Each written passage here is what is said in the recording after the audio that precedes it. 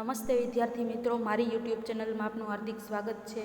ધોરણ 9 વિષય સંસ્કૃત, જેમાં આજે આપણે પાઠ નંબર 8 કે જેનું નામ છે કાસાયાણામ કો અપરાધઃ, એટલે કે ભગવા વસ્ત્રોનો શું અપરાધ છે.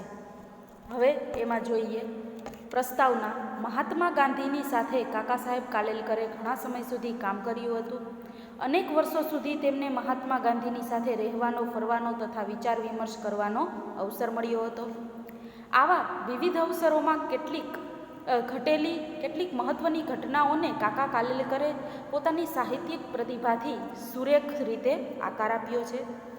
એમાંની અનેક ઘટનાઓ આજે આપણને પ્રેરણા પૂરી પાડી રહી છે.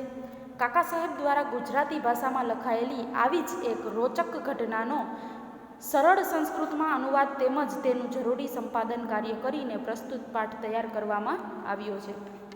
આ પાઠ છે એક આપણને રોચક કથા તરીકે કીધો છે કે એમાંથી આપણને થોડીક શબ્દોમાં ઘણું બધું કહી જાય છે. સેવા કાર્યમાં માણસે પોતાની પ્રતિષ્ઠા બાધક ન બને તે સતત ધ્યાનમાં રાખવું જોઈએ, એ આ ઘટનાનો મુખ્ય ઉદ્દેશ છે. વળી મનમાં રહેલા ધર્મની સાથે વસ્ત્રોનો કાયમી સંબંધ નથી, એ પણ બધાએ સમજવા જેવી વાત છે. હવે પાઠ ચાલુ કરીએ આપણે. મહાત્મા ગાંધી મહોદય સ્વાતંત્ર્ય આંદોલનમ પ્રારંભત, એટલે કે મહાત્મા ગાંધી મહોદય એટલે કે મહાત્મા ગાંધી મહોદયે સ્વાતંત્ર્ય આંદોલનમ એટલે કે સ્વતંત્રતાનું આંદોલન પ્રારંભત એટલે કે શરૂ કર્યું. અસ્યાંદોલનસ્ય એટલે કે આ આંદોલનનો નિખિલોપી વ્યવહાર પ્રારંભેષુ દિવસેષુ સાબરમતી આશ્રમે એવ પ્રાચલત, એટલે કે આંદોલનસ્ય એટલે કે આંદોલનનો નિખોલપી વ્યવહાર એટલે કે બધો જ વ્યવહાર પ્રારંભેષુ એટલે કે શરૂઆતના દિવસોમાં, દિવસેષુ એટલે દિવસોમાં, સાબરમતી આશ્રમે એવ પ્રાચલત એટલે કે સાબરમતી આશ્રમમાં ચાલતો હતો. ગાંધી મહોદયે સ્વાતંત્ર્યનું આંદોલન કર્યું અને શરૂઆતમાં આ આંદોલનનો બધો જ કારોબાર છે એ ક્યાં ચાલતો હતો તો કે સાબરમતી આશ્રમમાં ચાલતો હતો. એકસ્મિન દિવસે એટલે કે એક દિવસે સ્વામી સત્યદેવ એટલે કે સ્વામી સત્યદેવ આશ્રમમ આગચ્છત એટલે કે આશ્રમમાં આવે છે. સહ દેશસ્ય તેઓ દેશની, સહ એટલે તેઓ, દેશસ્ય એટલે દેશની, એટલે આ સ્વામી સત્યદેવ છે, આ ગાંધી બાપુ છે. તેઓ દેશની સ્વતંત્રતાર્થ એટલે કે સ્વતંત્રતા માટે, આઝાદી માટે કાર્યરતસ્ય એટલે કે કાર્યરત છે, કાર્યમગ્ન છે એવા ગાંધી મહોદયસ્ય કાર્યેણ અતીવ પ્રભાવિત પ્રસન્ન ચાસિત, એટલે કે જે આઝાદીના આંદોલન માટે જે કાર્યમગ્ન છે એવા ગાંધી મહોદયના કાર્યથી અતીવ પ્રભાવિત પ્રસન્ન ચાસિત એટલે કે એકદમ પ્રભાવિત અને પ્રસન્ન થઈ જાય છે. સહ એટલે કે તેઓ ગાંધી મહોદય પાયા કથયહદઃ એટલે કે ગાંધી મહોદયને કહે છે ભવતઃ આશ્રમે પ્રવેશમ નિવાસમ ચ ઈચ્છામી, એને કહ્યું ગાંધી મહોદયને કે હું આપના આશ્રમમાં પ્રવેશ અને નિવાસ કરવા ઈચ્છું છું. દેશસ્ય સ્વાતંત્ર્યે કાર્ય કરતું મમાપી મહતીચ્છા વર્તતે, એટલે કે દેશની આઝાદી માટે કાર્ય કરવાની મને બહુ જ ઈચ્છા છે. દેશસ્ય સ્વાતંત્રતાના કાર્યમાં મને મમાપી એટલે કે મને મહત ઈચ્છા એટલે કે બહુ જ ઈચ્છા છે. દેશના સ્વાતંત્ર્ય માટે લડવા માટે મને બહુ ઈચ્છા છે. સત્યદેવસ્ય પ્રસ્તાવમ ગાંધી મહોદય સ્વીકૃતવાન, એટલે કે સત્યદેવનો જે આ પ્રસ્તાવ છે એ ગાંધી મહોદયે સ્વીકાર્યો. ગાંધી મહોદયે અકથ્યત એટલે કે ગાંધી મહોદય એટલે કે ગાંધીજી કહે છે સાધુ સ્વાગત મત્ર ભવતઃ, સાધુ આપ શ્રીનું સ્વાગત છે. આશ્રમોયમ ભવત એવ એટલે કે આશ્રમ આપણો જ છે. કિંતુ પણ એ કે આશ્રમોય ભવત એવ એટલે કે આશ્રમ આપણો જ છે, પણ કિંતુ આશ્રમ પ્રવેશાત પૂર્વ ભવતા કાસાય વસ્ત્રાણામ ત્યાગ કરણીય, એટલે કે આશ્રમમાં પ્રવેશ કરતા પહેલાં, પૂર્વ એટલે પહેલાં, ભવતા એટલે કે આપે, કાસાયણ વસ્ત્રા ત્યાગ કરણ્ય, એટલે કે તમે જે આ ભગવા વસ્ત્રો, આ સાધુ છે એટલે એને ભગવા કેસરી કલરના વસ્ત્રો પહેર્યા છે, એનો શું કરવો પડશે? ત્યાગ કરણ્ય, એટલે કે ત્યાગ કરવો પડશે. ગાંધી મહોદયસ્ય આદેશમ શ્રુત્વા આશ્ચર્યાન્વિત સ્વામી સત્યદેવ મનસી અકુપ્યત. ગાંધી મહોદયનો આવો આદેશ સાંભળી, શ્રુત્વા એટલે કે સાંભળી, આશ્ચર્ય પામેલા સ્વામી સત્યદેવ મનમાં તો અકુપ્યત એટલે કે ખૂબ જ ગુસ્સે થયા. કિંતુ સહ ગાંધી મહોદયસ્ય પુરતઃ નિજરોષમ ના પ્રકટયત, એટલે કે પણ, કિંતુ એટલે પણ, સહ એટલે કે તે, ગાંધી મહોદયની સામે, પુરતઃ એટલે એની સામે, નિજરોષ ના પ્રકટયત એટલે કે પોતાનો ગુસ્સો, પોતાનો રોષ છે એ પ્રગટ કરતા નથી. સો કથ્યત, તેઓ કહે છે, તેણે કહ્યું, કથમ કાસાઈ વસ્ત્રાણામ ત્યાગ, કે ભગવા વસ્ત્રોનો શું અપરાધ છે, એને શા માટે ત્યાગ કરવાનો? ભગવા વસ્ત્રોનો શું કામ ત્યાગ કરવું? કાસાય વસ્ત્રાણામ કો અપરાધ, એટલે કે ભગવા વસ્ત્રોનો આમાં શું અપરાધ છે? અહમ સંન્યાસી જનાહ, એટલે કે હું સંન્યાસી છું. સંન્યાસીન કાસાઈ વસ્ત્રાણી પરિધાનયંતી, સંન્યાસી લોકો ભગવા વસ્ત્રો જ ધારણ કરે છે.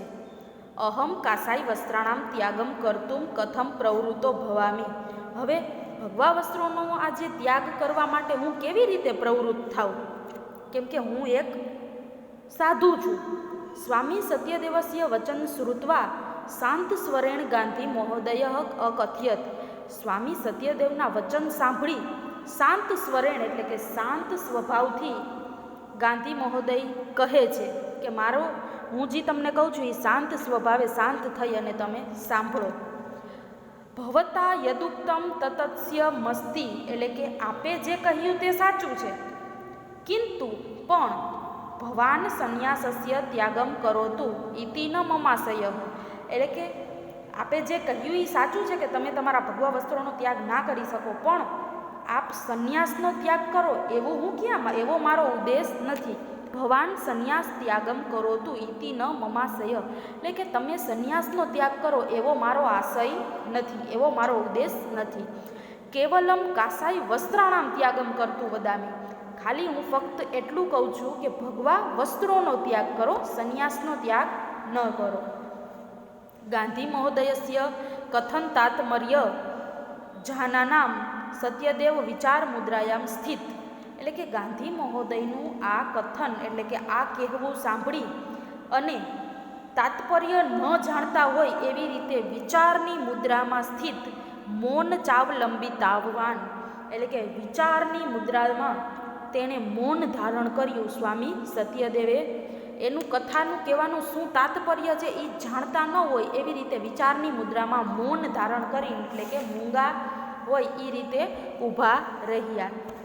તસ્ય ત્રાદશી મનોદશામ અવગમ્ય ગાંધી મહોદય સ્વીકીમાશયમ સ્પષ્ટમ કર્તુમ શાંત ભાવેન મૃદુ ભાષાયા ચ સત્યદેવા કથયત, કે તસ્ય ત્રાદશી એટલે કે તેમની એવી મનોદશા અવગમ્ય, મનોદશા જોઈને ગાંધીજીએ સ્વકીમાયમ સ્પષ્ટમ કરતું એટલે કે પોતાનો આશય સ્પષ્ટ કરતા શાંત ભાવે મૃદુ ભાવે કહ્યું, સત્યદેવને કહ્યું કે શૃણોતુ ભવાન સાવધાનેન મનસા, તમે આપ સાવચેત થઈ અને મને સાંભળો. વયમ અન્યેષા સેવામ કર્તુમ પ્રવૃત્તા સ્મઃ, આપણે બીજાની સેવા કરવા લાગેલા છીએ, આંદોલન માટે બીજાની સેવા કરવા લાગેલા છીએ. એત દેવાસ્મકામ વ્યયમસ્તિ, એટલે કે આપણો એ જ ધ્યેય છે, ધ્યેય અસ્તિ, કે આપણો એ જ ધ્યેય છે કે આપણે બીજાની સેવા કરવી. ભવાન જાન્યાદેવ યસ્માકમ દેશે જનાહા કાસાઈ વસ્ત્રાધારિણી સંન્યાસીન સેવા કર્તુમ સદૈવ સુમુત્સુકાહા ભવંતી, એટલે કે તમે જાણો જ છો કે આપણે બીજાની સેવા કરવા માટે લાગેલા છીએ, પણ એત દેવાસ્મકમ એટલે કે આ જ આપણું ધ્યેય છે. ભવાન જાન્યદેવ આપણે જાણીએ છીએ કે સેવા કરવું, યસ્માકમ દેશે એટલે કે આપણા દેશના લોકો, જનાહા એટલે લોકો, કાસાઈ વસ્ત્ર ધારિણી એટલે કે ભગવા વસ્ત્ર ધારણ કરેલા સંન્યાસીની સેવા કરવા ઉત્સુક હોય છે. યદા ભવાન સેવા કાર્યાય પ્રવૃત્ત, એટલે કે આપ જ્યારે સેવાની કાર્યની પ્રવૃત્તિમાં જોડાશો, ભવિષ્યથી એટલે કે પ્રવૃત્ત થશો, તદા ત્યારે કાસાઈ વસ્ત્રાણી ભવંતમ દ્રષ્ટવા એકતઃ તે ભવત સેવા કાર્ય ન અંગીકરિષ્યંતિ, એટલે કે તે લોકો તમને ભગવા વસ્ત્રો ધારણ કરેલા જોઈ, ભવંત દ્રષ્ટવા એકતઃ, એ લોકો એક બાજુ તમને ભગવા વસ્ત્ર ધારણ કરેલા જોશે તો એ તમારી સેવા કાર્ય ન અંગીકરિષ્યતિ, એટલે કે તેનો સ્વીકાર કરશે નહીં.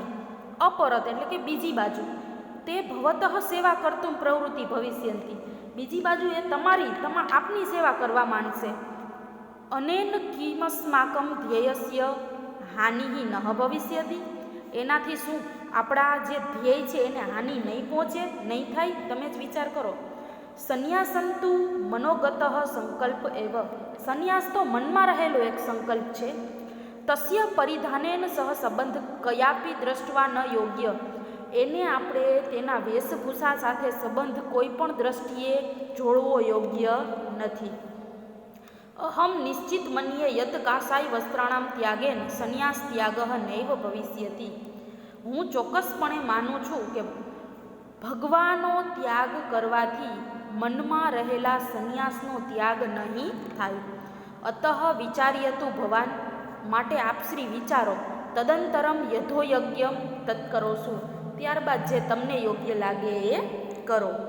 ગાંધી મહોદયસ્ય એતાદ્રશ વચનમ શ્રુત્વા, ગાંધી મહોદયના આવા વચન સાંભળી સ્વામી સત્યદેવસ્ય સંશય તસ્મિનેવ ક્ષણે વ્યપગતઃ, એટલે કે એને જે મનમાં રહેલો સંશય હતો, મનમાં રહેલો ભય, મનમાં રહેલો કંઈક જે ઘણા બધા વિચારો હતા એ તે જ ઘડીએ દૂર થઈ જાય છે. સહ કાસાઈ વસ્ત્રાણામ ત્યાગમ કૃત્વા સેવા કાર્યે આત્મનમ યોજયતિમ સન્નદો ભવતઃ, એટલે કે તેઓ ભગવા વસ્ત્રો સહ, તેઓ કાસાઈ વસ્ત્રાણામ ભગવા વસ્ત્રો ત્યાગ કૃત્વા, ભગવા વસ્ત્રોનો ત્યાગ કરી સેવા કાર્યે આત્મનમ, સેવા કાર્યમાં પોતાને યોજિતું સનો ભવત, એટલે કે યોજવા માટે તૈયાર થઈ ગયા. તો આ હતો 8મો પાઠ કાસાયાણમ કો અપરાધ. Thank you.